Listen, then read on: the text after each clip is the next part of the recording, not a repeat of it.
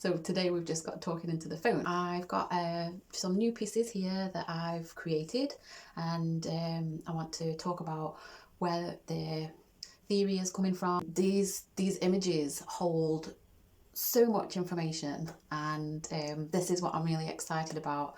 These images are aesthetically interesting within themselves, and when you start looking into all of the details, that's when you start to realise the layers of information and decide if you agree or disagree with the ideas and the reality of what is actually happening.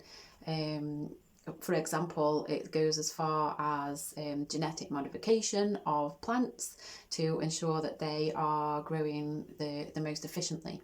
Phenotype of the plant, and it's a image making software that is used to understand the growth of the plants and calculate and categorize the process. So actually the colours are scientific, but from my point of view as an artist, the colours represent many more things than a scientific number of growth and all the other elements that the scientists want to understand to be able to be super efficient at growing the perfect plant in the perfect amount of time.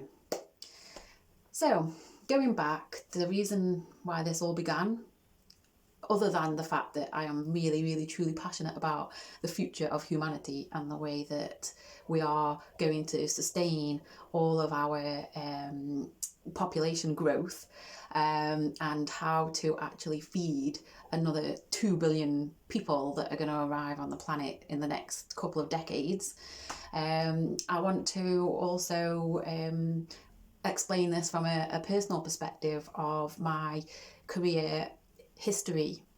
So I began photography as art practice as my career when I started at university, and I studied and looked at in depth an artist called Anna Atkins, and she worked with categorising algae using a process called cyanotype.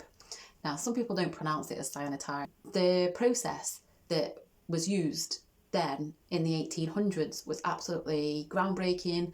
It was groundbreaking not only for science but also for photography and obviously inevitably art, and the merging of all of that, which to be honest has always been merged together, and there's just certain elements of academic sort of school criteria that kind of separates it out, when actually it's all in one, in my opinion anyway.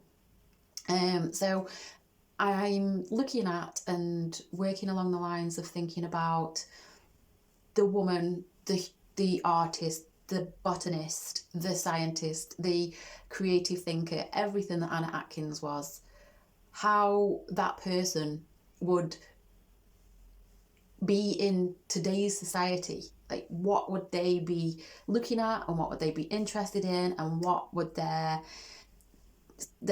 energy of that sort of cutting edge of science and technology and art, and how would that all combine together in today's world? So that's where I'm at, and that's the starting point in a way of the passion and interest of the categorizing and the understanding of the merging of all of the technologies. Now, obviously, technology now has gone to another level.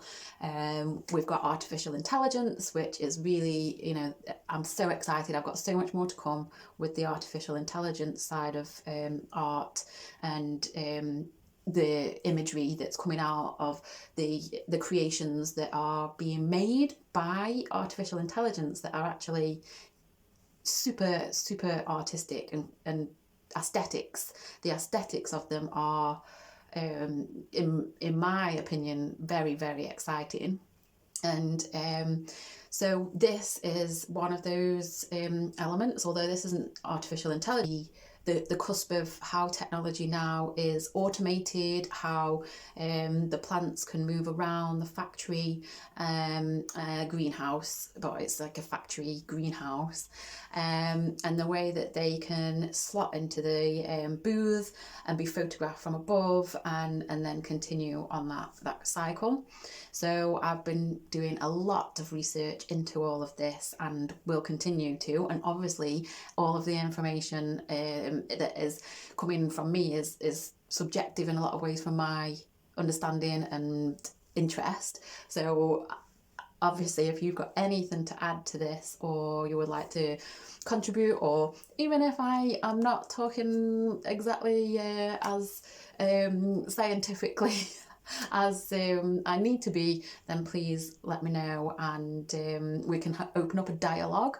I would love to collaborate with scientists, or I would love to collaborate with anybody, but obviously at the moment scientists are really, gonna complement where I'm at, and I think I'll complement where you are working in your industry as well. If you've got any images that you would love to be sort of looked at from an artistic point of view, then that's what I want to do.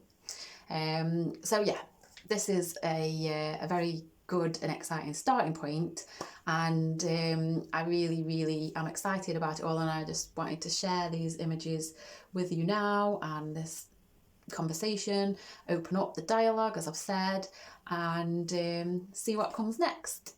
So that's why I'm talking on my phone, even though I've got my camera here, because this is sort of right now, and I want to talk about it whilst it's prevalent and happening, and I've literally just finished these images. I wanted to bring it straight to you, my audience, and be able to enjoy everything that comes from sharing all of this.